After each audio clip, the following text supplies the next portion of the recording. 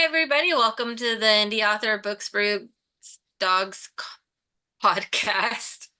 Words are hard. Uh, we're here Yep, today they with they are Angel Nyx, sometimes. Hi. right? And we're really excited to talk about what she's got going on. You have a lot of books and on your Yeah. website, authorAngelNyx.com, and a lot of books And I out, but need to you have a update lot it of books still. that are Yeah. coming Yeah, I still need to out. update it because they're not all on there because I've Yeah. released a few others. Oh, well, now there's incentive because Yep, now I gotta update we're going to it. be sending people back. Um, but you have styles kind of all over the place. Well, not all over the place, but you go through a lot of different styles. So you have a lot of shifter, but you also have some biker and Yep. contemporary. And your shifter, your paranormal ones are also more contemporary. Yes. Um, but you go from paranormal to contemporary. And so what is it that inspires you to do the paranormal and then to do just a general contemporary? Like, how do you find the difference in that? Well, it's funny because when I first started writing out 8 years ago, October 27th was 8 years. I actually intended on just writing paranormal romance because that's my first love.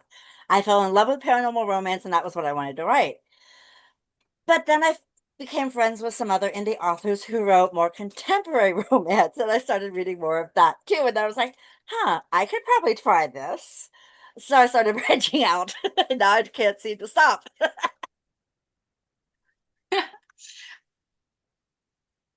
Well, But I mean, that's a good way to get into it. the biker stuff, actually, it's funny because that was something I had never even considered. And then a fellow author, indie author, P.T. Mackay, it's, I'm not sure if I'm saying it properly. It's Macias, Macias Mackay. I'm not sure if, anyways, she had messaged me back in 2022 and she was like, hey, I'm helping Lenny Lawless, another indie author, put together this biker shared world called the Merciless Few MC. Would you be interested in joining? And I'm like, you know what? That's outside my comfort zone. Let's try it. So I joined up with Yeah. them, and I was supposed to get the first books out in 2023. That did not happen. I didn't get started on publishing them until middle of 2024, and it went from just a couple of books to 9 planned books, a 5 story short story collection, and I have now kicked Wow. off a Montana chapter because this chapter is set in Connecticut. Hold on a second. Anubis, stop it. Okay, sorry. My dog was trying to throw his tennis ball behind where he can't get to it to bark at me to make him get it. Anyway, sorry about that. As I was saying, the series I have out right now is the Connecticut chapter. But then I was like, you know what? I want to start another chapter because I've got all the characters that I want, no more characters from that chapter are talking. Once I get the other 3 books or novellas, because I write shorter stories, and then the short stories done, none of the other characters are talking. So I'm like, you know what? I don't want to leave this world. And I thought, ooh, I could start a Montana chapter. And I've got 6 books planned for that one already. Oh, wow. That's a lot. So, do you write full time? Yes. Not because I don't want to work, because I would love to still be able to work. I just can't.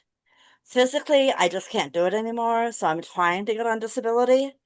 I mean, I would love it if Hmm. was making the money from my books to not have to do that too. But it is what it is. So, but yeah, I write full time. But I also do copy editing and proofreading on the side. So that kind of helps to supplement my income. Okay. Yeah, I was gonna say that it would, with as many books as you're pushing out right now, it would be really hard to work and get that Yeah. many books out because Oh yeah. you've got a This lot year of is not. Oh yeah, content coming out. I have 17 projects between now and next December. Or well, 17 projects from Wow. January through December to get written.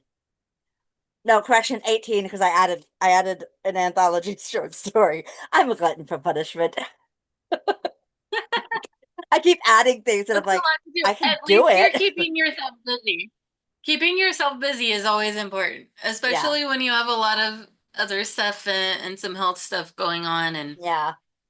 Yeah. that's one of the things that I mean, I guess I've kind of always known, but I'm realizing finding ways to help keep my grandma busy has been helping with, you know, her some of the health things she has going on. Yeah. Just as we get older, and Yeah. she's nearing 80. So it's reminding her, to stay busy because she's not working and you get Yeah. bored and so this is helping to keep your mind busy Yeah. and keep going and have that Yeah. distraction, and it's amazing. And um from personal experience, I have read one of your shifters books that takes place in New Orleans. The And right before we started the recording, I asked you, I got the name of it wrong, and then I did Wild Lilies. I Yep. told you I'm bad with names. It's fine. Um, I have to, and it's but as many books as I have out, I have to stop and think sometimes, wait, which one are we talking about? Okay, yeah, this one. I mean, I've got 34 out right now, so so published. So, but also if I wrote like 60, 70, 80,000 word books, I couldn't get as many projects done next year. But I write what I call yeah. snack cake sized reads because they're usually around 25, 30,000 words. And it's only been that way since I got Hmm. COVID in 2020. I got it in August of 2020. I spent from then until the end of 2023 barely able to write. I think I managed to get out just under 70,000 words in 3 years. That was how Oh, bad wow. my the brain fog from it was. But last year kicked my butt because it's like my muses jumped into overdrive and I wrote a lot of words, like over 600,000 words last year. Haven't hit that anywhere near that mark this year, but that's okay. But um most of my books are around 25,000 words. So I call them so they're novellas. If they were thicker, I wouldn't be able to write that many projects next year. I wouldn't have I Yeah. maybe half at the most, but So how long does it take you to write a book generally um from start it to var finish? hey, it varies. I can get 20,000 words out in 2 or 3 weeks. Sometimes I've gotten it in a little over a week. I've written 45,000 words in 3 weeks once. That was my book, The Devil's Heir, because those characters wouldn't shut up. So yeah, I got that one done quick, very quickly. But usually just a couple of weeks.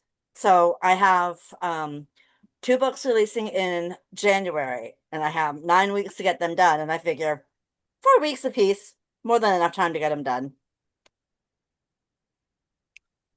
Yeah. That's I feel like that's no time at all. Like I can't fathom that. Yeah, well, I mean, That's like you okay. said, if I was working, I wouldn't be able to do that. But you Yeah. know, I I spend most of my day just writing, so Yeah. Well, I mean, so this is your full-time job, yeah, essentially. Just yeah. trying to push these works out. And they are fun reads. I enjoyed your writing style. It was a Well, fun thank you. book to read. And it um they are quick reads. So I mean they're not, you can finish it in a day if you have the day off and your goal is to sit there and read. But Yeah. it's a nice quick book. They're great like in between books, even though they are in a series. So like if you have a real deep book, they end in a way that Yeah, the each one is a story ends. standalone. And Yeah, each one so is a I call yeah. it like with my Nola Shifter series and with my Merciless Few series, I call them interconnected standalones because you don't have to read them in order. Yes, characters from the previous books do pop up in later books, but you don't need to read those previous books to read that story. And that's Yeah. the way I like to write it. The only I have two series out that are not like that. My Royal Phoenix's books, those you have to read in order, but that's because that was a shared world that I had written in. Otherwise, I wouldn't have written them the way I did. I would have made them interconnected standalones. And then um, the first three books in my Twisted Fate series, because those three books are Ariana's story. So you have to read those in order. But most of my books you can read in any order you want, regardless of what series they're in. Which I love. I love books that, you know, they do continue and the world continues and you get to follow those characters. But you can also, like, if you can't get to it for a while, you can not be sitting there going, Yeah. because you're like, Yeah, okay, what there was an happens? end What's to going to the happen story. next? Oh my gosh. Yeah, So, exactly. yeah. Because, so, you know, anybody who's listened to any of the other podcasts and interviews knows that I have a lot of my stuff in storage. So I including like all of my books, I wasn't really able to bring any of my books with me, and so they're all packed and in storage. So the books that I have on this dresser behind me, uh, those are all books that have come out since that I had been waiting on. They're pre-orders. They're all pre-orders that I Oh had, and I wow. had to call and have them change the address they were shipping to because I had ordered them, over a year ago, Yeah. waiting for these books to come out. And I was just like, um, I they're so good, and I love series because I love that you get to continue with the world, but sometimes it's Yeah. nice to be able to read a book, um, and have that be the end and move on and Yeah. um everything everything is a series these days. It's um Yeah, and they're all the it's kind really of hard series to that you find have series. to read the books in order, and it's like, okay, sometimes this is Yeah. fine, but please give me something that's just interconnected standalones.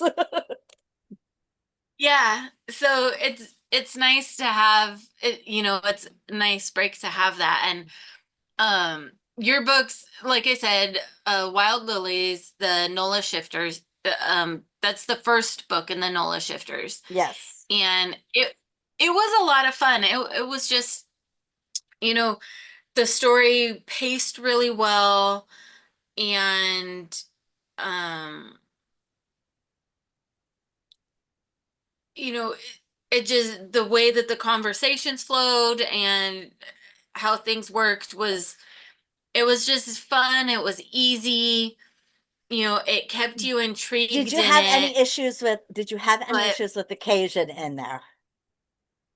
I did not. But I also have friends who are You from New also, yeah, Orleans. because you're from Texas, you probably were exposed to that at some. Yeah, I actually, it was Yeah. funny when I was writing those books for the first three books, the editor I had kept trying to talk me into just stating that the characters speak Cajun, but write it in perfect English. I was like, no. No. First of all, that's an insult to the people who speak that language. Second of all, my Lala, my grandfather was Cajun. He'd come back to haunt me if I was to do that. No, no, not happening. After about the Well, third book, she gave up. yeah, it helps you immerse yourself in that world to actually read the way the character would, say that. Yeah. So, I mean, I guess if you've never heard Cajun before, I think it could be confusing, but I, I don't think that it was confusing or hard to read Uh-oh, at it froze all. completely. But There we go. Yeah, like 7, 8 years ago, it wasn't very common. Oops. It says my internet connection is unstable. Hang on. Okay, I think it's back. Anyways, as I was saying, can you hear me? yep, I got you. Okay. Okay. Because it said that my internet connection was acting up for a second there. Anyways, um, 7, 8 years ago when I put these books out, or the first couple of books, it was not very common for authors to write the dialect. They would just simply say, the characters speak this, but they would write everything in perfect English, and then you had to try and imagine it in your head. And I'm like, someone who's never heard Cajun is not going to be able to picture in their head what Cajuns sound like, how they speak. Yeah. And I actually have had some Cajun readers message me on Facebook and be like, thank you. Thank you so much for that. Because people won't add our dialect in their books, and you did it really well. And I was like, thank you.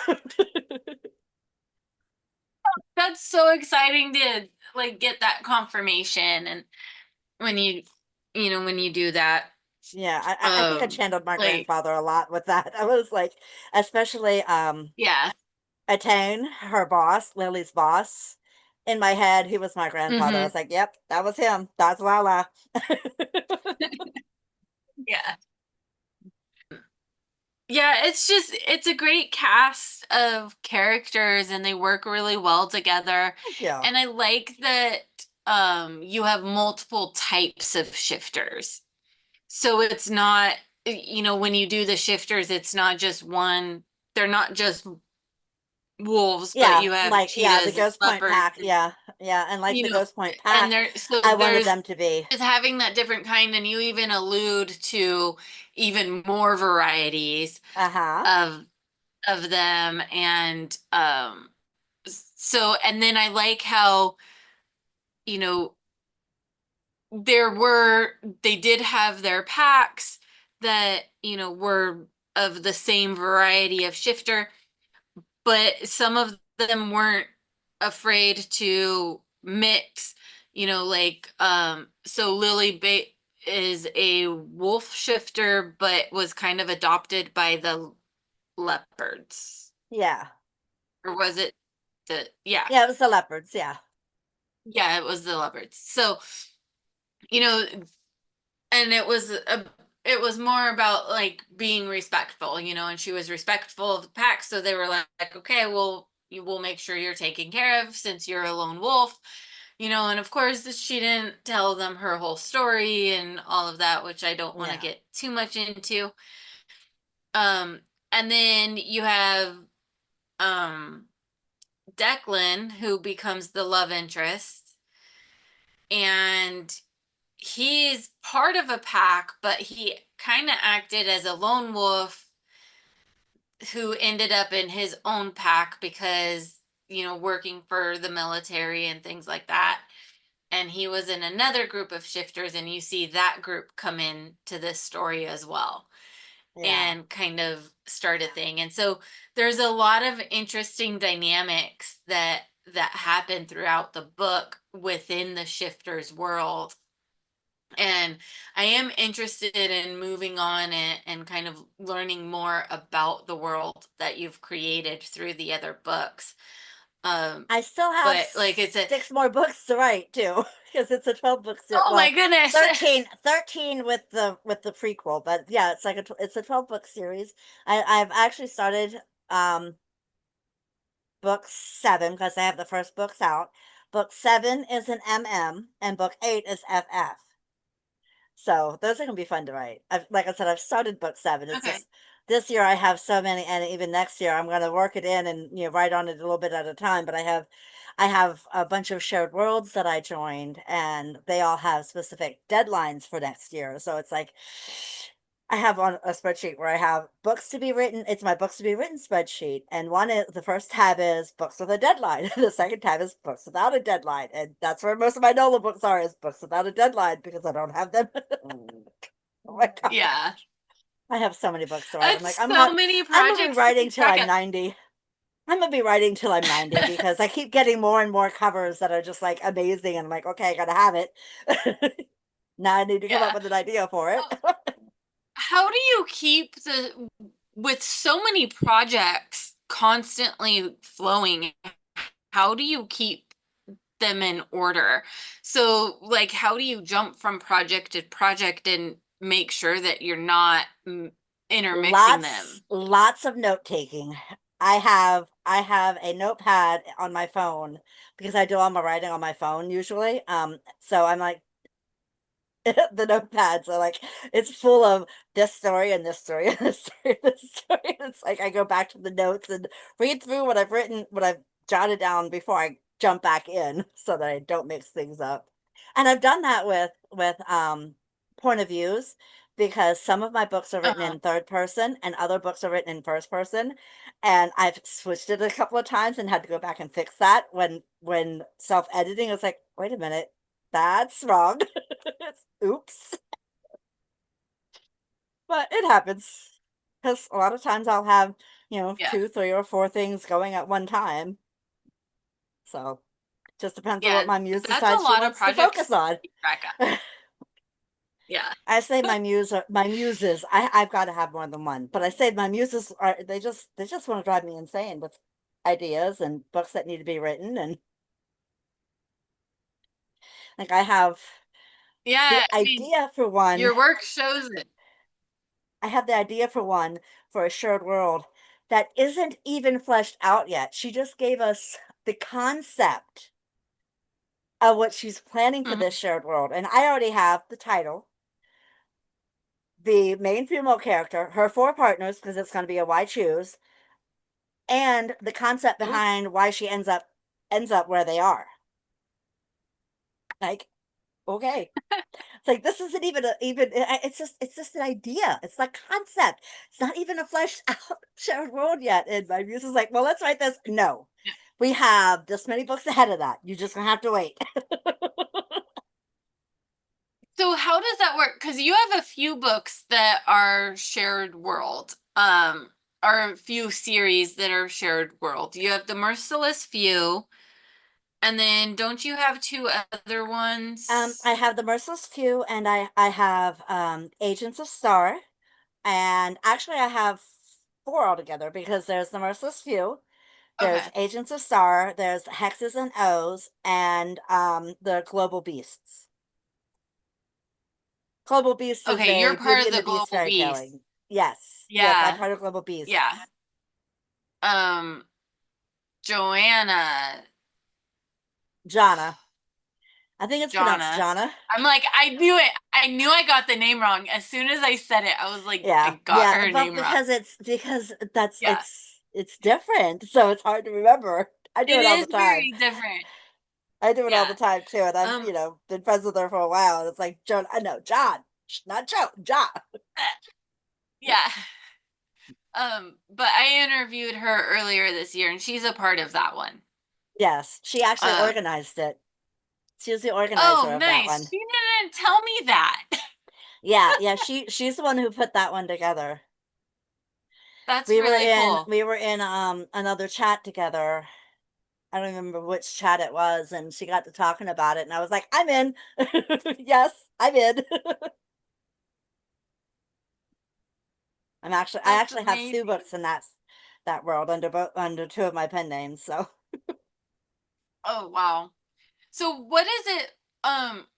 So you have four different series that are all shared worlds. And so what that means is you're using the same world that other authors are using or the yes, same concepts at least. And yes. you're connecting with these other authors. So what is it like writing for that? Um, it's actually a lot of fun. It's a lot more fun than I thought it would be. Um, the Merciless Few is not as connected because each author chooses, their own state and puts their own chapter.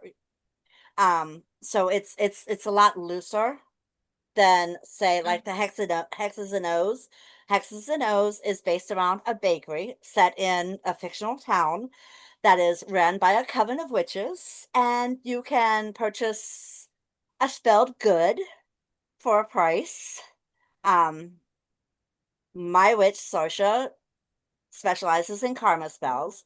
However, hers goes awry because when the person who purchases the spelled cannolis, puts it on the boss's desk, who's a major jerk, and he does his little, he wants his boss to, kind of see what it feels like, kind of thing.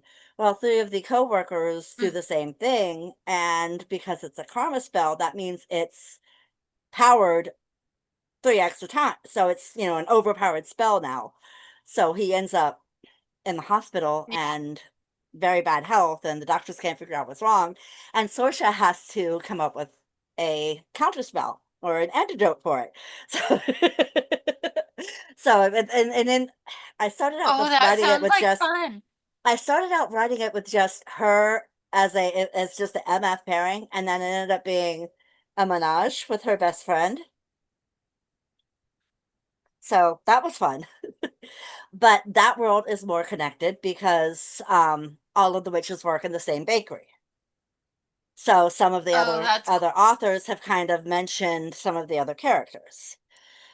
Same with the the Global Beasts one is not as connected, but in a way it is, because even though each one is set in its own country, it's still a Beauty and the Beast cool. retelling. So we still have some of the elements, like we have to have the teacup, we have to have it, or the teapot, we have to have a chipped cup, and we have to have some kind of flower as a part of the theme.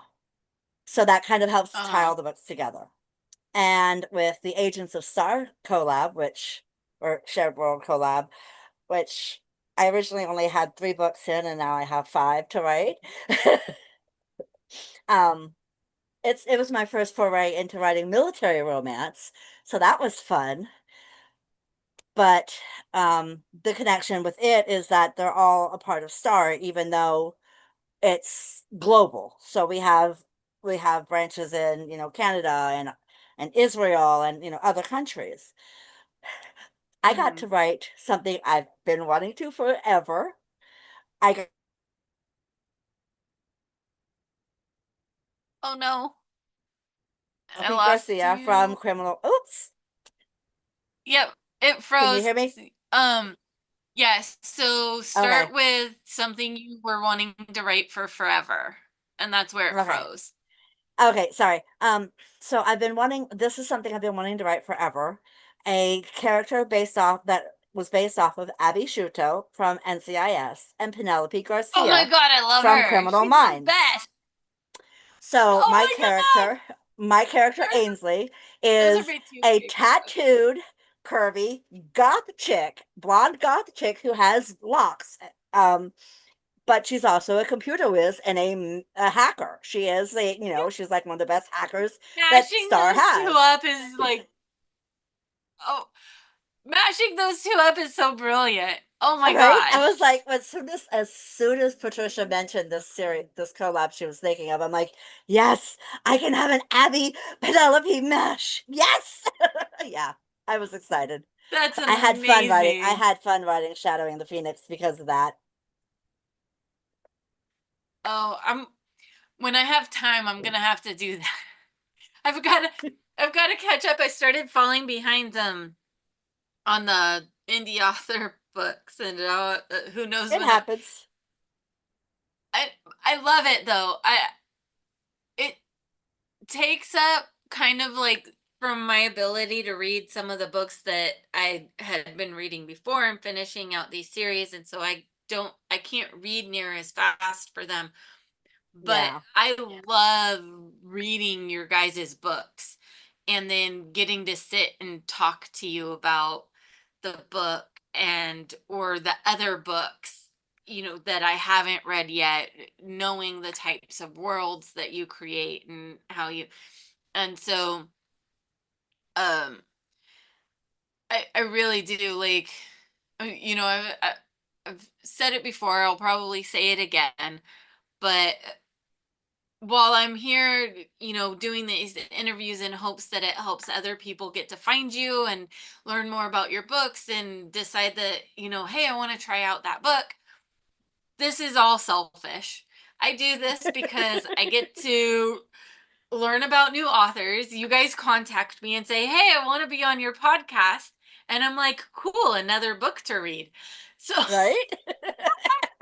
a new Trust me, if discovery. I had the And time, if I had the time, I would so be down to do that too. Because, but yeah, it's like too many I know. irons in the fire, way too much. Don't, maybe in a couple years, maybe in Yeah, 2028, after my 2026 and 2027 insane schedules are done, because I am yeah. in 13 shared worlds, by one author has organized them, and I think all but two of them come out in either 2026 or 2027. Wow. So Then, oh, and I see a nose. yeah, that was Anubis. You go come say hi, Anubis. Come say hi. Oh, Mowgli says, I'll come say hi, Mom. This is my Mowgli. Oh, now Oh, Anubis is gonna get jealous. Come on, jealous. And there's the oh, nose you saw. That's Anubis. And they are oh, litter such mates. cutie. When I tell people they are brothers, they are litter mates. People are like, no way. But they are Chihuahua, Toy Poodle, and Papillon. Anubis took after Uh, the Chihuahua. Mowgli took after the Toy Poodle because that's the texture of hair he has, but it's uh-huh. straight like the Papillon, so he looks like a terrier. But I'm like, yeah, they're brothers. They're from the same litter. That's, you know, that's crazy. Yeah. Yeah, I have mine, both of mine in the room. The husky is hiding from the camera per usual. The Pity Murphy Aw, back here is sleeping. And of I course, see. like I tried to make this mat up and they are doing everything they can to avoid the cameras. Um, Of course. so I'm Yeah, like, my two just get like, jealous because they're like, wait a what? minute, mom's talking to someone other than us. I mean, there's dogs literally in the name, so I try to make Yeah, sure. And who doesn't want to see a cute dog? right? So I maybe that's what I should do is just have a camera for the dogs, and I could probably just record them all day and end up making money on that. From all the amount of dog videos I watch, I'm sure I've funded quite a few people. But sorry, I got distracted by Oh, dogs. you're fine. Nope, you're fine. Hey, you know what? Yeah, so you have all these projects, you have so much going on, and all the shared worlds, which is just amazing. And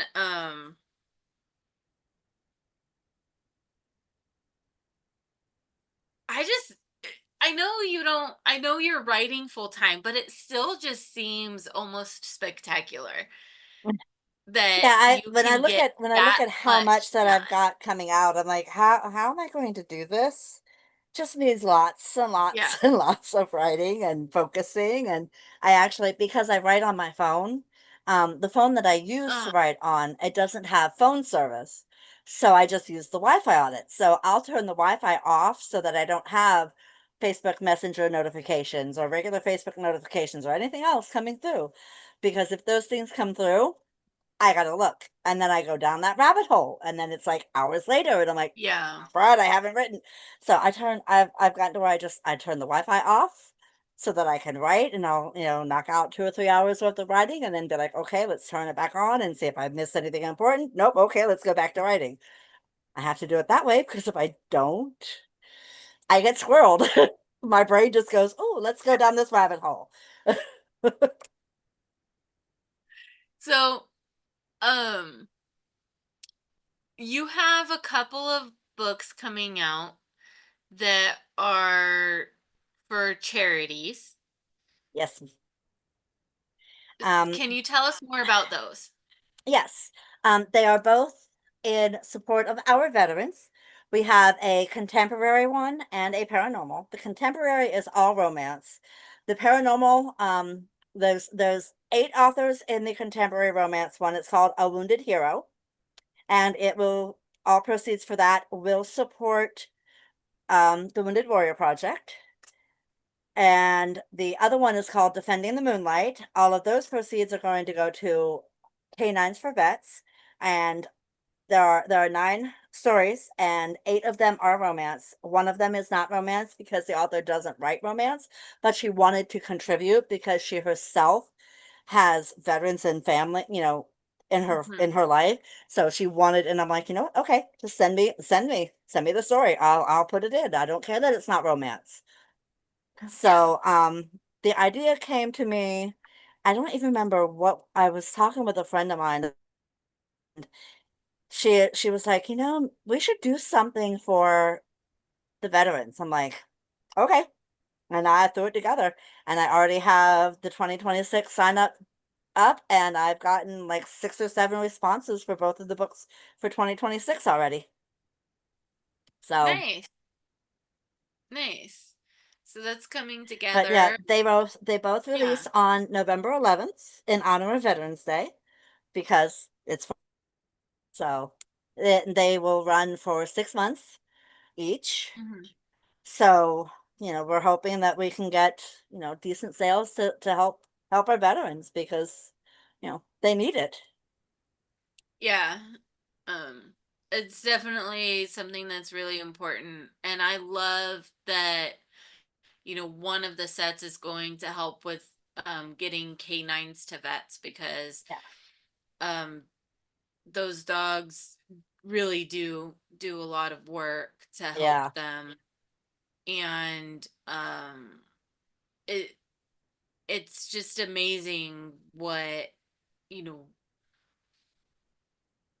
what we can learn from an animal and what an animal can help us do. Yeah. And as someone who's had multiple types of animals, I lived on a farm. I had lambs and goats, and I've rescued a rabbit. um in my adulthood, since I left the farm and stuff, I've rescued a rabbit. I had a cat that I had for 15 years. I now have 2 dogs. um you know the business is Books Brews Dogs because we were Stop. helping Stop. animal rescues that were Okay, you two mostly stop. Sorry. dogs, and My Books puppies are Brews. being fussy at each other. Oh, yeah, they do that. But Yeah, they Books get Brews Animals cantankerous. doesn't sound as good as Books Brews Dogs. It just Yeah. rolls off the tongue a little better. Yeah. I Um, love I love the name Books Brews Dogs. I do. yeah, thank you. It's my 3 favorite things. And I like that Brews is open to be, it technically it is there for tea and coffee because my Yeah. husband's a coffee drinker and I'm a tea drinker. Um, so we were like, what can we use that encompasses both but is short? And then a lot of people think it means beer, but I can't Yeah. send beer through the mail, so Yeah. it's but I mean that's understandable. So, but we you know, the way that animals help us, and just that, we always make jokes that cats don't give unconditional love, or they're not the same, and they're kind of, but if you've had a husky and you've had a cat, th- they're pretty much the same. One is just much bigger. Yeah. And I they do love you unconditionally, and they do know when Oh, you're they not do. feeling well, and they do come up and they do comfort you. The same as a dog. And, they're not necessarily at the door waiting for you, wagging their tail, but there's Oh, that yeah. sense of, they don't really, you know, they expect us to feed them, but not, and they But might yeah. be antsy if it's a little late, but it's never like, I can't believe you didn't feed me, or Yeah. we make jokes about them doing that, or they, they give you weird expressions and things like that. My husky Perrin will definitely roll his eyes at me if I tell him to do something. He's like, "Do I have to?" But Yep, they have their own but attitudes. They there's just do. yeah, but there's just a comfort that they give, when you're having a bad day that there's no expectation on you. Yeah, They know you're having a bad day and they'll sit there with you and they don't yep, expect anything of you and they don't and so when you're, as a vet, dealing with PTSD and having to go through, all of these very emotional things and learning how to recope it and get back into a functioning society when you've come out of war, it's really nice to have someone be there that has zero expectation of you, yeah, except for, hey, I want you to feel better. So yeah. how do I help you feel better? And so and I know that from talking with vets that have had animals because when we would go out and do the booths and stuff, um a lot of veterans would come by the booth and buy a book and support. So they do use rescues sometimes, if the Yeah. rescue has the right temperament to um for veterans and things like that. They also use rescues a lot to help try to rehabilitate. There's a program here in California where they use rescues and they take them into the prison and they have the prisoners train the dogs as a part of Puppies rehabilitation. Behind Bars. It's called Puppies Behind Bars. Yeah. That is actually next year, one of next year's charities. The other one is Oh, nice. Stop Soldier Suicide. Our contemporary one next year will support Stop Oh, Soldier nice. Suicide, and then the paranormal is Puppies Behind Bars That's for next awesome. year. Yeah. So it's just amazing like how much you can learn from training a training an animal and just being around them and just observing Yeah, them. Um, so I love that. I love that your charities are working towards, helping other programs that are helping people and yeah. animals as well. And obviously things that are close to my heart. So I'm with you on that. I love it. I'm looking forward to that. And your books are fun to read, and so I'm just Thank looking you. forward to that. I'm looking forward to learning about the other authors that are in um these shared worlds and charities that you're participating in. That's really exciting. Um, and it's just like it's just lots of hugs, lots of hugs from afar for all that you're doing with that. Thank you. It Yeah, warms it's, my heart so much.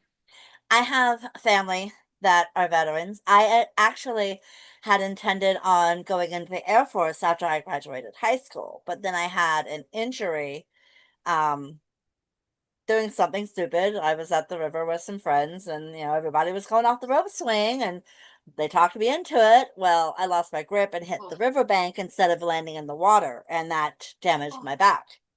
So I would not be able to pass the physical exam. yeah, So, yeah, I mean that I had to shift gears because I couldn't go into the Air Force.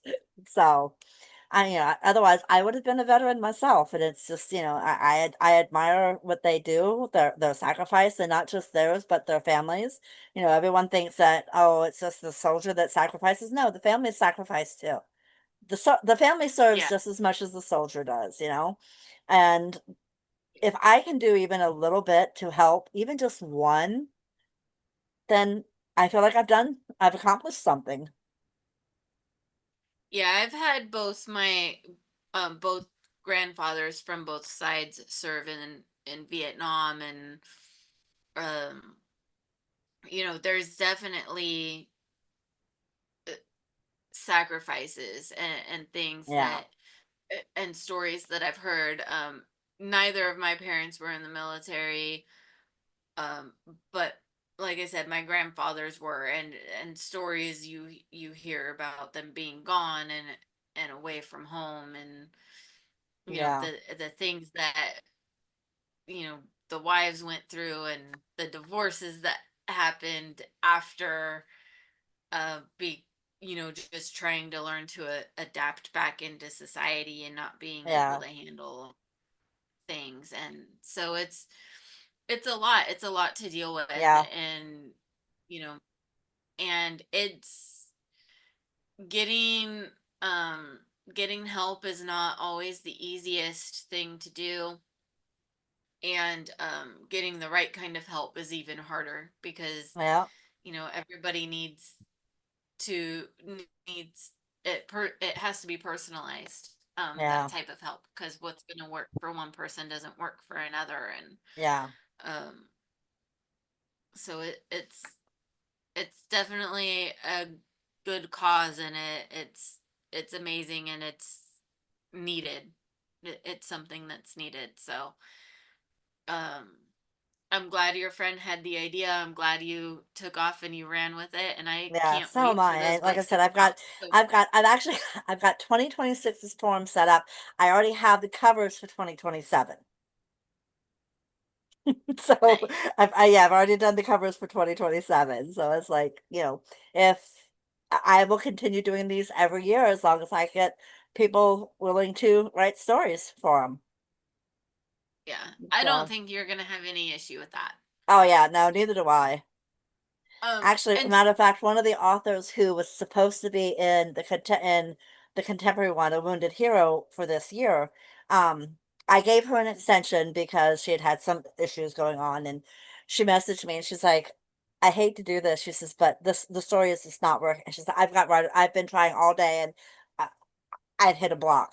She says, "I'm not going to be able to finish this. I don't want to hold the anthology up. I know you need to get it formatted and get it uploaded. So can I join next year's?" I'm like, "Yep." I sent her the sign up form. She signed up.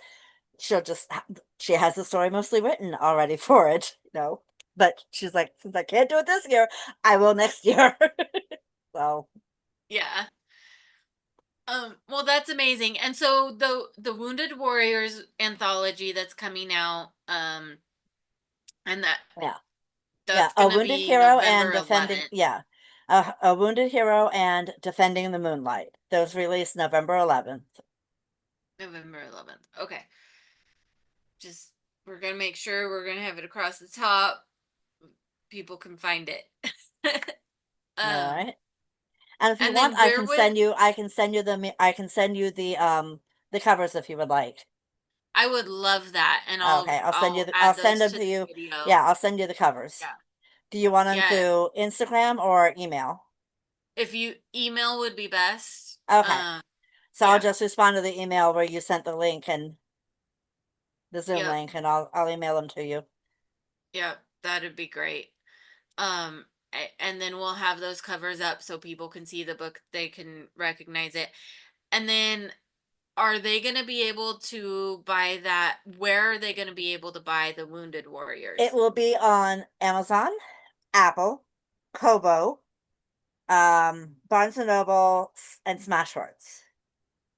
The only place Okay. I'm not putting it is Google Play, because with it only having a 6-month run, although I may go ahead and just slap it up onto Google Play too.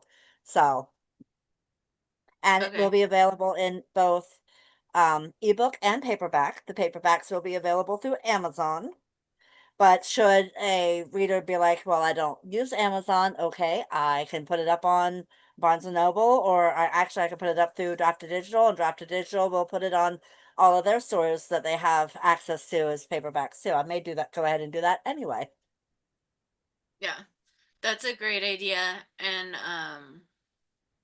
so, and again, everything for this project that's coming out November 11th is donated. All the proceeds are donated Yep. to Every penny will be the Wounded donated. Warriors Project. And Canines for so vets. um so this is definitely go buy it because there will be lots of fun stories. It'll be worth it, and you're gonna get to help support a cause. And in A Wounded Hero, you get to you get introduced to the Montana chapter of My Oh, Merciless Few, nice. because my story, Reaper's Bounty, it ends on a cliffhanger because I've got it set up so that I can actually finish the book out. That book actually won't come out until January of 2027, but you get introduced to the Montana chapter in A Wounded Hero. Nice. So with this anthology is it's a contemporary anthology. Yes, A Wounded Hero is contemporary, all contemporary romance. And Okay. then Defending the Moonlight is the paranormal. So you've got shifters and witches, and I think there may even be some vampires. Nice. All right. It's so exciting. The so many things coming out. So you mentioned earlier that you have pen names. Yes. So tell us a little bit about your other pen names. Okay, so I have Mina Rains. She is my young adult fiction and romance pen name. I started her because I'm wanting to say it was 2022.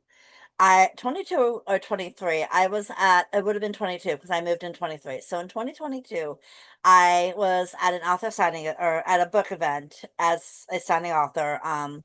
And this lady come to the table and she was looking at my Nola Shifter books and she's like, "Are these for adults or teenagers?" I said, "Oh, only adults." I said, "They're very spicy books." And she's like, "Darn." She's like, "Because my kid loves to read shifter stories, but they're underage." They were like 15 at the time.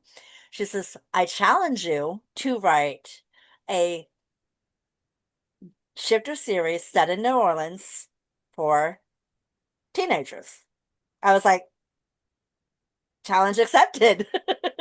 It took a little Nice. bit to get the book written, to get the book to actually put it into motion. But I have two books in the New Orleans High Shifter series, Savage Pursuit and Moonlit Awakening. And then under Mina, I also have a third book that is a Peter Pan retelling with Peter as the villain called Lost Isle of Nevermore. That one was really fun to write.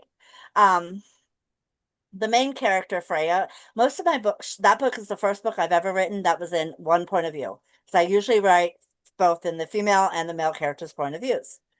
Freya was demanding. She was like, no, no, I'm not sharing the stage with anybody. This is my book and only mine. She refused to let me write anything from Castian's point of view. It all had to be hers. It was, yeah, the character was like screaming in my head, no, it's not happening. But I had fun writing that book. I'm in the process now of writing a Snow White retelling with Snow White as the villain Oh. because the idea was put in my head. I was in a book festival on Discord in the Kingdom of, well, now it's called the Smutwood Book Club, but it used to be called the Kingdom of Chaos Discord channel. One of the readers was like, if you were to write another retelling, who would you make the villain? Immediately I said Snow White, and I had the perfect cover for it. I had the image. I just had to put the title and everything on it myself. And so I've even I've gotten the prologue for that one started. It's a very short prologue, but it's already started. So there's that one Oh coming wow. from her. And then I have a darker pen name called Jazzy Sin. Her books tend to be a little darker, sometimes a little kinkier. I have one book out for her so far. It's called Summer of Solstice. It's unique in that the characters are humanoid but feline at the same time. Because the Mm-hmm. premise behind the story is that scientists cracked the code, the DNA code, and they spliced human and animal DNA and created new species, which is what Solstice is. They called the feline species that was a success the Dimere. So she is part of so the story is it's the Daimyo trilogy. The first two books are her story, and then the third book will actually be the next generation. I have the second book done. I just have to clean it up because it started out as a fan fiction based on the musical Cats. So I've had to go through, I've had to go through and change a lot of things and clean things up, and so I mean it's been fun changing it, but it was really dark, and I had unpublished it at one point. Um, but then I was told, you know what? Don't, because I was going to edit some of the darker stuff out, and I've had people tell me, no, don't. There are readers for everything. Someone will read it. Yeah. So I republished it mainly because in the Global Beast, because she was retired, but in the Global Yeah. Beast shared world, we had an author who had to back out for the November slot. And Jonna was having a hard time finding someone to take it because of the time frame, So I was like, you know what? I can pull Josie back out of retirement and just write a quick story for her. And that's what I did. It's called Cerulean Nights, and it releases November 18th. I had to think there for a second. I keep wanting to say the 17th, but it's the 18th. But that one is Nice. based in Brazil, and it is a reverse harem. And it's extremely short though. It's like not even 19,000 words because I swear the characters wanted their HEA by 5,000 words. They're like, you can finish our story. No, 5,000 words is too short. That's not a story. That's a short story. That's not at least even a novella. so, but I Yeah. was like, you know what? When I got to the end, I was like, it's short. It's probably one of the shortest ones I've written, but I'm happy with it. So that's what counts. Yeah. But yeah, Well, so that'll be an interesting read. yeah, Yeah.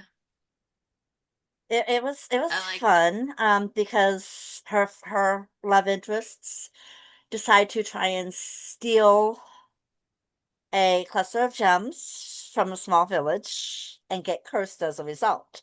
That's how they end up cursed. And they have to they have to find the redemption to get their curses lifted. So that's basically what the nice. story is. So them meeting her and they stalk her for a while because it's darker, so they got to be, yeah, they're stalkers for a bit. They stalk her. So, do you have a series that was kind of your favorite to write? Series wise, well, I wish I could say my Novel Shifter series because I do love those books, but I had so much fun. I have had so much fun writing the Merciless Few, the motorcycle series, because it took me out of my comfort zone. Uh-huh. And just it was something that just was so different. If you were to ask me what if I had a favorite book though, that would be The Devil's Heir. Mainly because those characters would not shut up. I wrote it very quickly, and Kaya is still my favorite heroine. She's a badass. I mean, she does some things in the book that I wasn't expecting as I'm writing, and I'm like, um, Kaya, where did that come from? Where, what? I love it when my characters make me go, wait a minute, what? But Right. but yeah, I'm loving the Merciless too. Obviously, since I've got you know, another chapter started. I hear a puppy dog. Yeah, there was a weird noise outside. It woke him up. Ah, So, Murphy, Willie. He's like, I don't want to get up, Mom. He he was he didn't even really get up. He just kind of sat up and barked and laid back down. yeah, he's still just there. Let's see. See that? He's like, nope, not moving. He didn't Aw. even get for the treat jar just now. Hey, Murphy. Aw, he's adorable. Hi, buddy. My sweet boy. Come here, parent. Show your face. Come here. He's like, Mom, I'm not. He's refusing. Parent, Willie. Too funny. And then he managed, he's like, barely a nose in there. Yep. It's where he really Oh, just he's gorgeous. They're Oh, beautiful. thank you. They're so handsome. Both of them Yeah, are. they are. But um and huskies are always kind of pretty. And I might be Yeah, biased, but he's like, like there's pretty and then there's supermodel pretty, yeah, and Perrin is supermodel pretty when it comes to huskies. And I don't yeah. know how I got that lucky. Then again, I am biased. So, like, I have the most distinguished dogs, eh, at least in looks. Um, so, but this is this is the problem with being, obsessed with your animals is they'll distract you from anything. Oh yeah. Like, I have one on each um, side of me, so while we're talking, I'm sitting here petting them because they keep looking up and be like, why did you stop? I know they're not. They won't sit close enough to me for me to.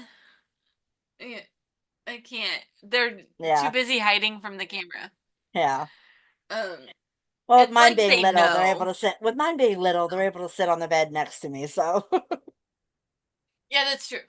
Well, Murphy, the pit bull, would definitely be in my lap if he could fit in the chair with me.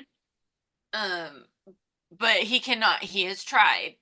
Uh, but I guess I the believe that. armrest is a bit too much, digs into him a bit too much, Aw, so he decided it wasn't worth it anymore.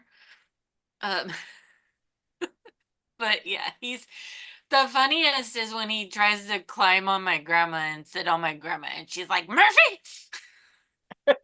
you cannot do that to me. I'm too old for this. And the poor, I oh, have to go over there and get him off of her, but he's like, but I want to sit with grandma. And I'm like, but you cannot sit on grandma. yeah, You are 85 pounds. She cannot. yeah, definitely not. But her and Murphy are like best friends, Aw, and he gets upset when we go on a walk and he's like she doesn't come with us in her little scooter, and he's like the whole time like where's grandma, and it's the two of them together is adorable. aw, that's great though. Yeah, it's and she likes Perrin and Perrin likes her, but I'm pretty sure Murphy traded me in. He's like, you might feed me, but I prefer grandma. So, okay. So, where were we? We were We talking would, about your favorite projects. yep, Yeah. yep. The Merciless So, Few, just just bringing the characters to life, and I realized because in book two, Sinner's Salvation, I introduce the daughter he didn't know he had. She's 18 when she comes onto the scene because her uh-huh. that he split up with her mother before he found out she was pregnant and she just never told him.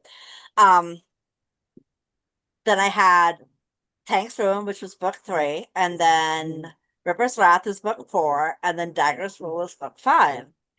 And I realized as I was writing book six, which is Bones' Justice, that I hadn't had her in any of the other books. So I'm like, oh crap.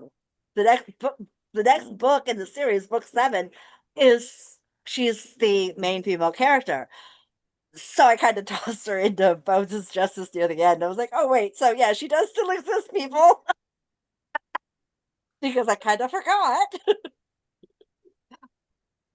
It's like, oops, Well, sorry. with as many projects as you have, I can't. Well, I because would be surprised if you didn't. I wasn't originally planning on continuing the series after Bones' Justice. I only had the six planned. But then the character Axel just kept saying, no, no, I have a thing for Sophia. We need a story. And then um one of the sweet butts, Cherry, she's a conniving little bitch. And she's a bitch, excuse my language, but she's a bitch in a lot of in the first couple of in the first books until Cinder puts his foot down and it's like, you pull any more of this stunt and you're gone. That's it. We're done. This is your final chance. She started talking in my head, telling me she needed her redemption story. So I have Axel's Flame, which is Axel and Sophia, and then Wreaking Havoc, which is Cherry and Havoc. And then, um, or excuse me, Torch, getting Torch. Wreaking Havoc is the last book. So it's Cherry and Torch. And then one of the other characters, Havoc, kept like, he's one of their enforcers. He's like, hey, I need my story too. So I have Wreaking Havoc as the final book in their series, and it's a second chance romance. But then I thought, well, in Griff's Mercy, I have several pairings that were already established. I'm like, maybe I need to write their little, short little short stories for them.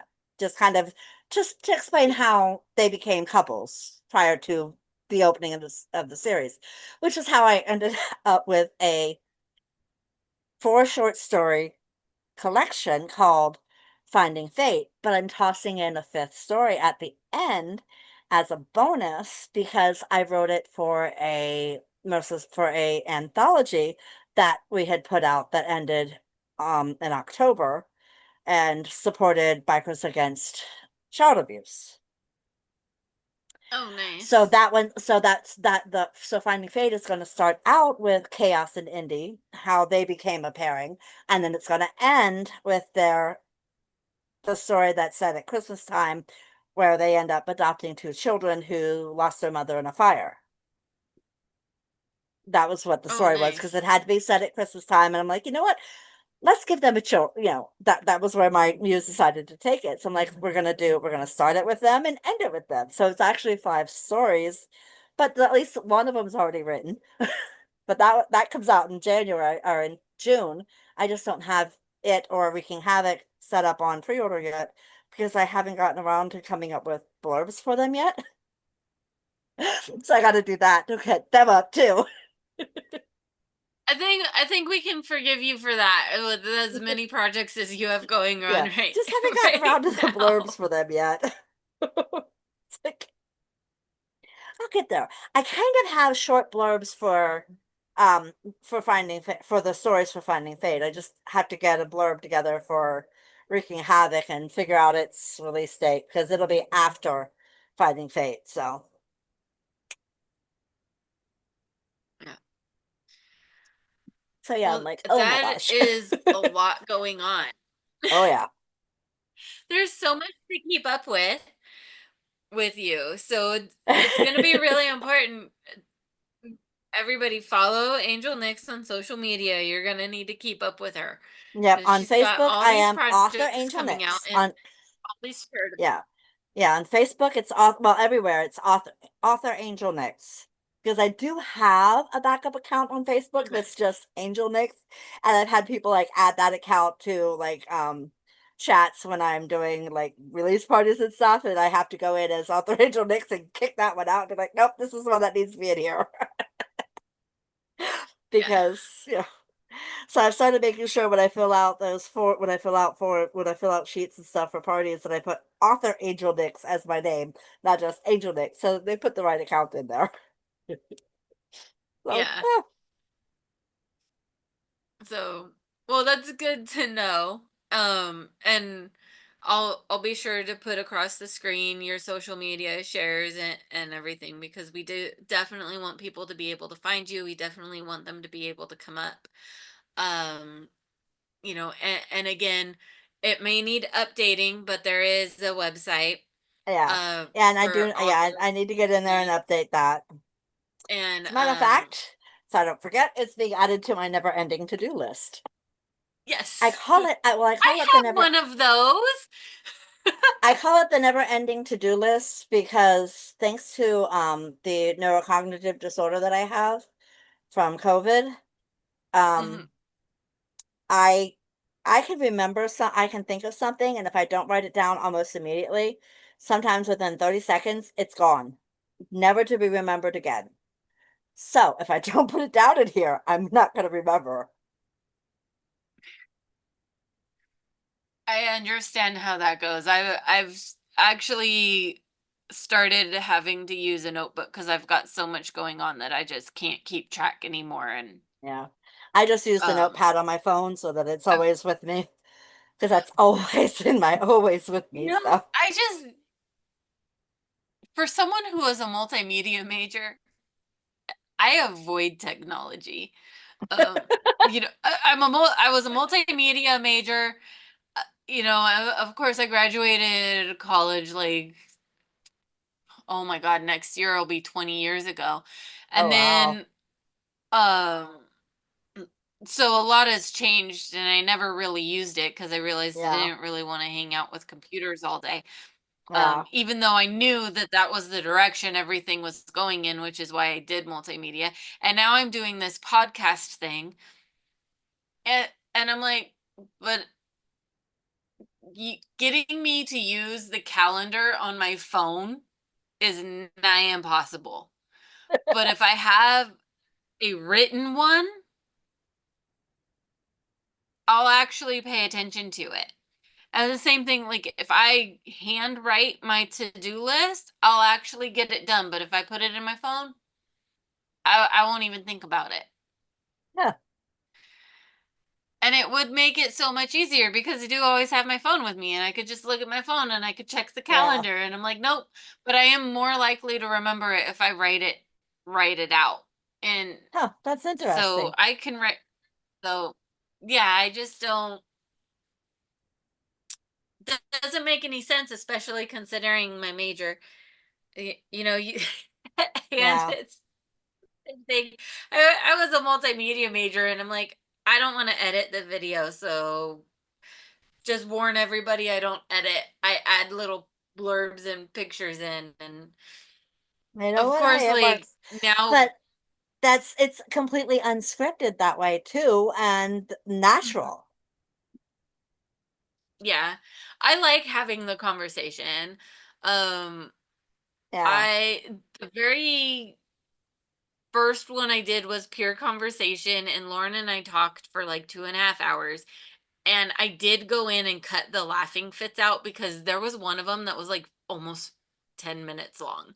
So Oh I was like, wow. I can cut that out. Like, nobody wants to listen to us laugh for like 10 minutes because we were just having a good time. Yeah. Um, and so the next one I did try to script it and then I never followed the script. And I was like, I'm more of a conversational person. Yeah. So I'd rather Conversationalist and just have a I so am I. I like it better. It's more natural that way versus, yeah. reading a question off of a piece of paper and answering it. Yeah, and so I just feel like it's better. And then I also like to be able to catch you guys off guard because then now you don't get a list of questions and you're not prepared for anything I'm about to ask because I don't Yeah. even know what I'm about to ask. So I've thrown a few people out of Danielle McMath, the she's an independent narrator, and I made her do voices for me. And I did Oh, not tell cool. her I was gonna have her do that. I just like was like, you know what? Maybe I should have her do voices for me. So she was like, the poor thing. Oh, that poor girl. But she was a good sport about it because I totally just threw it at her. But That's awesome. um it it does make life more interesting. It makes it more fun. And I love getting to talk um to all of the indie authors and like Danielle was an indie narrator and just these people like you who have just taken their passion and thrown it out into the world for the world to do with it what they will. Yeah. And the amount of courage, I can't get over the amount of courage it takes to take something so personal and put it out into the world for Oh yeah, everybody it does to see. because And readers can yeah. rip you to shreds sometimes. It's like I tell new authors all the time if I see them talking, talking about how they got this one star. There's this one fairly new author. She was like so discouraged because of a one-star review she got. I said, ignore it. You are not going to be the author for everyone. Ignore the Yeah. one stars. You know what? Ignore the reviews because those reviews are more for the readers than they are for you. You could, as because like, I have almost 1,000 reviews on Wild Lilies, but that's only because of it being a perma-free book for the last several years. I've had over Hmm. 30,000 downloads and about 1,000 reviews. Could you imagine how much time it would take me to sit down and read through all of those reviews and try to find the new ones and see if, oh, did I read this one yet? I don't have that kind of time. Yeah. I don't care. If you like my book, great. If you don't like my book, great. I'm just not the author for you. Well, That's fine, you know?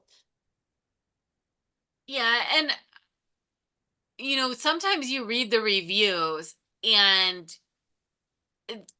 there, even though it might be a once as a reader, when you read the reviews, if it's a construct kind of like a constructive, like here's the points that I didn't like about it and things like that, you can tell like when someone's just being mean and when someone's Yeah, like, I didn't like the book, here's why. I didn't yeah, like the way it was structured or this or that. Like those are helpful because it's like, oh yeah, but I don't care if it's structured like that. So that won't bother me. yeah, I still might enjoy the book. Or, you read it and go, oh yeah, I really don't like when it's structured like that. I may not enjoy that book as much. Um, like there's a difference between being constructive and then just attacking the author, and not yeah, every reviewer understands that. And yeah, so I think even as a reader reading the reviews, you have to understand and know, because you know it's not necessarily that it's a bad book or it's a bad story, or it's just not something that you enjoy. yeah, And I really think we need to start being able to differentiate more of, you know, I didn't like this story. It's not that it's a bad story. It's that I didn't like it. I didn't like how it yeah, was put out. And maybe, and I've kind of said this before, like, maybe it's because I have this understanding, like, I don't like Stephen King or Anne Rice books. There's billions of people that do. yeah, The amount of books that they have sold throughout the lifetimes. I mean, Anne Rice's books are still selling, and yeah, um, you know, and if you look at the concepts, and they've been made into movies and TV shows and everything else, and you look at the concepts and they're great concepts. I just don't like the way that I don't like the cadence, the way that it reads. yeah, Um, and that's not to say anything against them.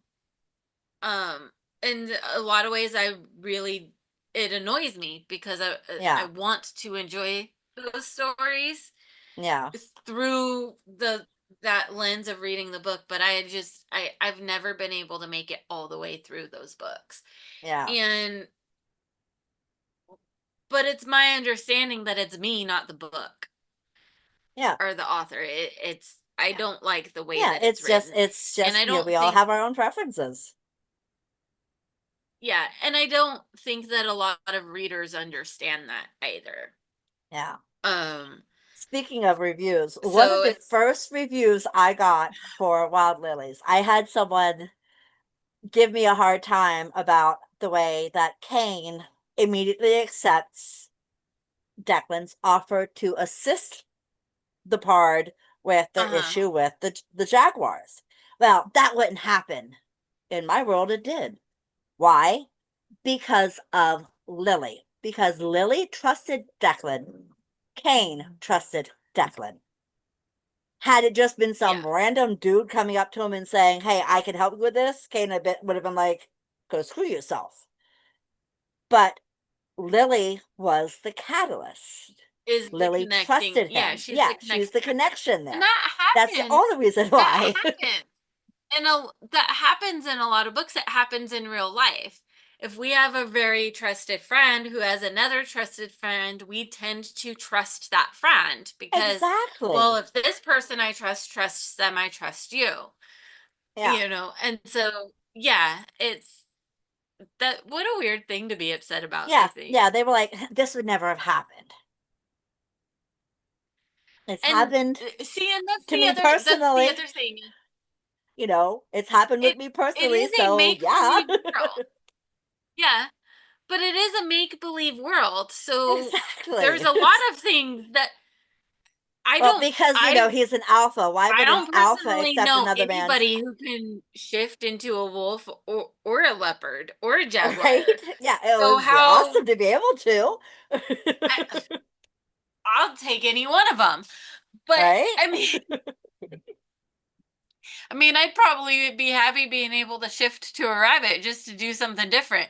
Right? But like, Okay, that please don't do this. Now my brain's like, ooh, rabbit shifters?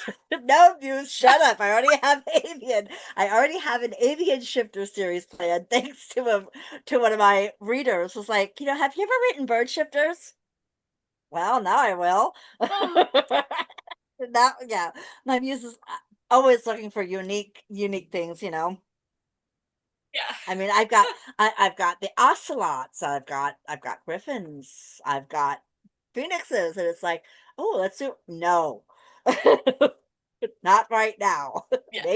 Maybe in Like we twenty gotta twenty eight, stop at some point. Let me catch up. maybe in Let me yeah, catch up, and then maybe we in can do twenty something twenty different. eight after everything we have to get written on that list. The list that says these have deadlines. Once those are done, then we can add stuff in. Okay, just let me get through these. Yeah. Oh I my tell people goodness, all the I time know. my muses are trying to kill me. They have it out for me because they're just always wanting to come up with new ideas, and I'm like, no. One no, doesn't help that I follow several designers that put out things that just make me go, I need that. I have one. His name is Grady Earls. He only sells his if he doesn't create create the cover in terms of doing all the topography. He sells his Uh-huh. images for $10. I've gotten 42 images from him. And I have Wow. gotten that's just from the ones that he has posted in his group. That's not including the stuff I commissioned for character art based off of my Nola Shifter prequel Trailing Moonflowers. I've got 5 graphics Uh-huh. from him for that. Because it's Wow. just he doesn't use AI, and his Nice. stuff is absolutely gorgeous, and it's like, okay, I need that. I have several that I'm like, I have no Uh, idea what I'm going to use them for. if you Absolutely no clue. if you want, if you can pass me his information, I can put it up there and Yeah, we I can will. help get him.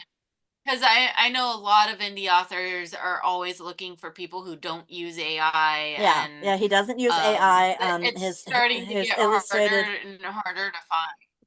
yeah, his stuff is absolutely gorgeous. Um, and I've got quite a few images that I'm like, I have no idea what I'm going to use them for. Absolutely none. But I saw them and had to have them. Yeah, That was that's it. I just fine. And every now and then he'll do a BOGO where you buy one for 10 and you get one free. I've gotten quite a few that way. It's like, okay, I want that one and that one and that one and that one and yeah. yeah. I'm, and I'm sure you'll find uses for him at some point. Oh, I will. Oh yeah, So, I will. I mean, I'm coming up one of like the Snow White retelling. mm. it's one of his images. I was like, "Ooh, I have the perfect cover for that, or perfect image for that." Yes, now I got a cover. So I know I'll come up with ideas at some point. It's just some of them I have. I got them because I wanted to do a dark fairy tale retelling with them. So I have Mm-hmm. Beauty and the Beast, Jack and the Beanstalk, Cinderella. And I don't remember. One of them is Little Red Riding Hood, and I think there's one other. Oh, Alice in Wonderland. Nice. Nice. All right. So let's do a recap real quick. We're kind of getting up there in time, and I've been up Yeah. since 6 a.m. and it's Ouch. Yeah, you 11 need to o'clock. get some sleep. So I, I've been sitting here yawning, not because I'm bored, Yeah. but just Yeah. Oh, I'm I know. You starting to need to get fade. some sleep. Um, Definitely need sleep. so um, you've got the Wounded Warriors Project, um, that's there to raise funds for the Wounded Warriors. That's coming out November 11th. Yes. So, um, what was the name of that one again? A Wounded Hero and Defending the Moonlight. A Wounded Hero Defending the Moonlight. And the Defending the Moonlight is the one that's helping veterans and canines. Yes. Defending the Um, Moonlight is the get Canines for a Vets, and okay. um, A Yeah. Wounded Hero goes to the Wounded Warrior Project. Okay, perfect. And then um you have a long list of stuff that's coming out next Oh, year, yeah. between Oh, next yeah. year and 27. Including some more anthologies that are going to be fundraisers for other um thing other Veteran. charities. So Veteran I charities. Yep. love that you do these charities with the anthologies. That I love that. I think it's amazing. I think it's a great way to encourage people to read and try something new, while they also get to support a good cause. And I obviously am very close to supporting what I feel is a good cause, as my a portion of all of my profits goes towards animal rescues. So obviously something I Yeah. fully am behind and want to help you with. So and then you have a whole nother series, well, not another series, but another portion of the Merciless Few series that's coming out from Yes. a different city. Yeah. It's a different chapter. It's set in Um, Billings, Montana. and then you have projects coming out for your other two pen names. Yeah. The Mina Reigns, which is for a young adult, so it's geared more towards teenagers. Yes. Not gonna be Children as young as 11 and spicy. 12 can read them. Yeah. There's nothing more than just a Okay. kissing. And it's not even, heated kissing, just mwah kind of kissing. Okay. So yeah, so you know, um, and then you have the darker. What was the other pen name? Jezzy Sin. Jesse Sin, and Jezexyn. Jezzy Sin. okay, and she's got a darker one coming out. She does the darker books, Yes. and there's an anthology coming out with Yeah, something with her. she has a story in the Defending the Moonlight anthology, and then I have her book for the Global Beasts Shared World coming out on November 18th. And then she has a November. book coming out next September and the Agents of Star collab. All these things just around the corner. You've got two books coming out this Yep. month, and Yep. an anthology, and then the Global Beasts one. Um, that is a lot. That's a lot going on, for sure. Yeah. Like you said, you have what, 17 projects? between now and 18, January? 18 projects from January, between January and December of next year.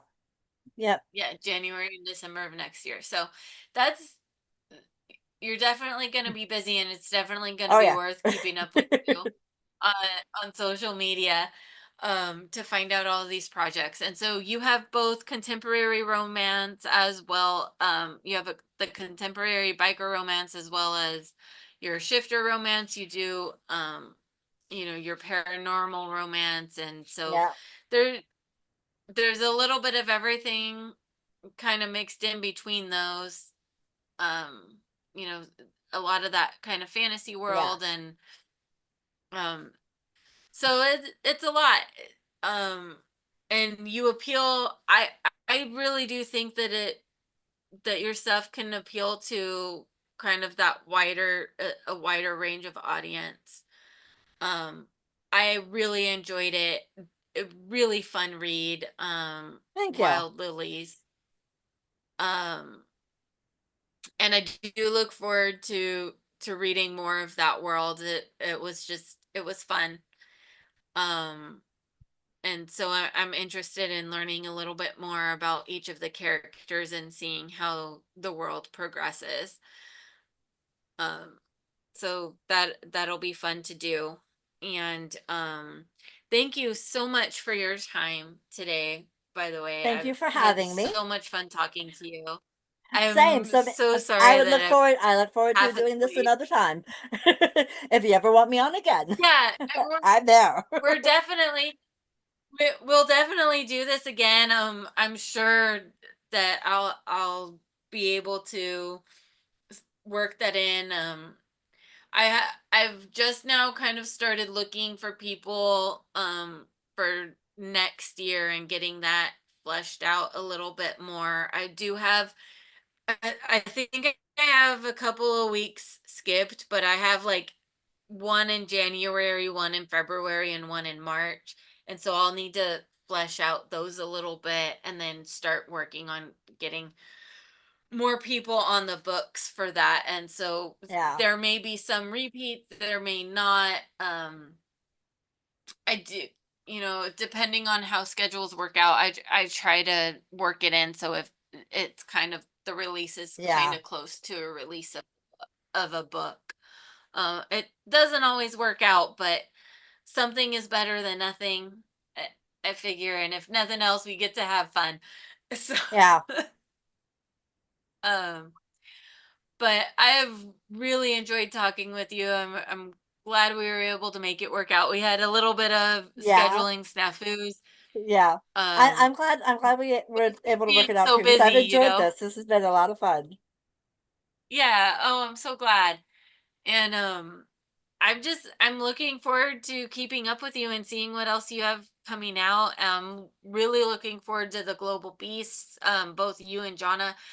Um, I have so many reasons to follow through with that Global Beasts one, and I'm really hoping I get the chance to sneak that in. And I'm going to put in my calendar as soon as I get off of here, that your anthology coming out on the 11th, because I'm definitely going to be ordering one of those. And um I'm so excited to share you with everybody I know. Of course, a lot of them have already met you, but um a lot of my audience is the authors that I interview, at least right now, but it's growing, so that's always a Yeah. good sign. Yeah.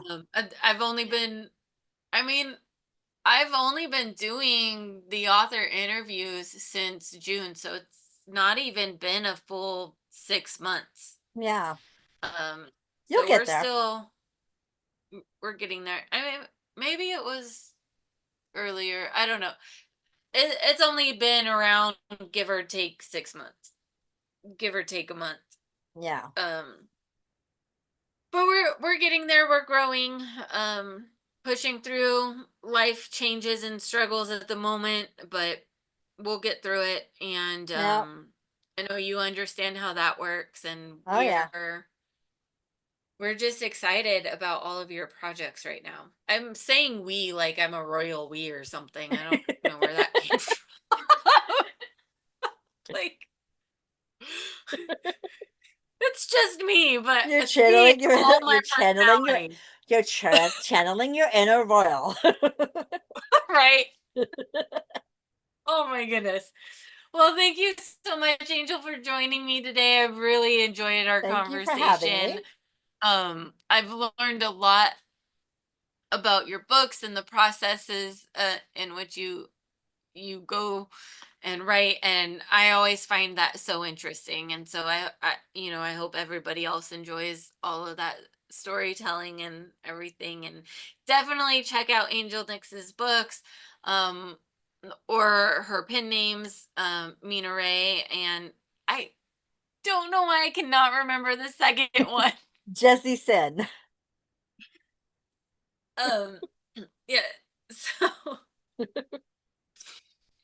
um, definitely check out Angel Nyx though, which is where the majority of your books are written under. Yes. Paranormal and contemporary romance books, and they're all interconnected standalones. So every book is a standalone. You don't have to read them in order, e- um, for the most part, minus a couple of series.